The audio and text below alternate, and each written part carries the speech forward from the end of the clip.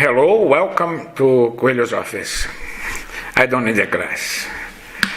So I'm going to try to explain the process of writing a book and using Aleph as an example.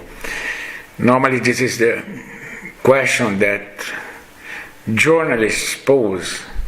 Where does your inspiration come from? To generalize, there are two types of writers. One like Proust, like James Joyce, that they have this imaginary world very, very present in their life, so they don't really need to leave their room to write. And the other type is like Rimbaud, like Hemingway. They need to have experiences. Without comparing myself, of course, I'm much more linked to the second type of writers. I need to experience. So nearly all my books are a reflection of my experience. Having said that, let's go to Aleph. In 2006, I was in my comfort zone, there without, any challenge.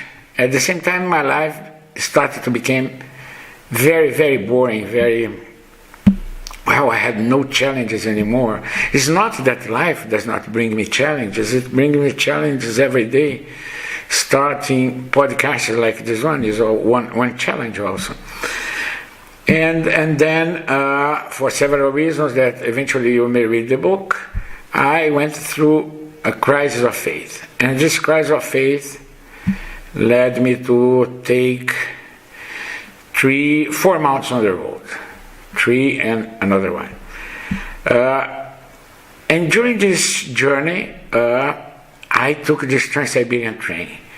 I was trying to find myself, not in the sense that I'm going to have answers to who am I, etc., but in the sense that I'm going to at least be connected to the divine energy and to this energy that is always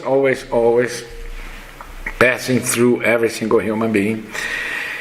And I took this journey without knowing where it is going to lead me, because if you know where you're going to arrive, there is no point. You don't even need to travel if you already know the destiny.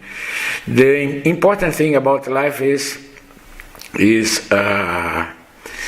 being open to the mystery, being open to adventure, something that we really lost. So I took this journey, and during this journey, I took this Trans-Siberian train that was an old dream of mine, to travel from Moscow to Vladivostok. And during this Trans-Siberian train, I had this strong experience. It was not my first time that I had this experience, but at least it was a moment that I understood this experience. I understood myself, which doesn't mean that I could write a book on it. And normally, many things that happen in my life, I never wrote a book about it, because it is my experience to myself and I don't need to share, or probably I can't share. That was the question with Aleph. I felt I don't need to share this.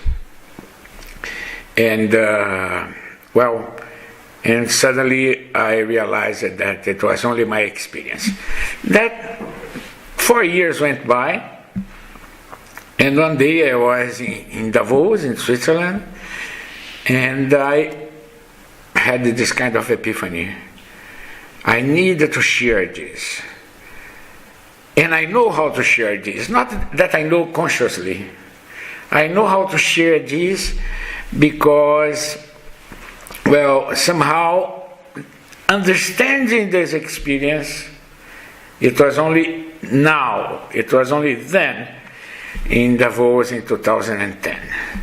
So I decided to write the book. Next podcast, I'm going to tell you how did I write the book. Thank you for your attention.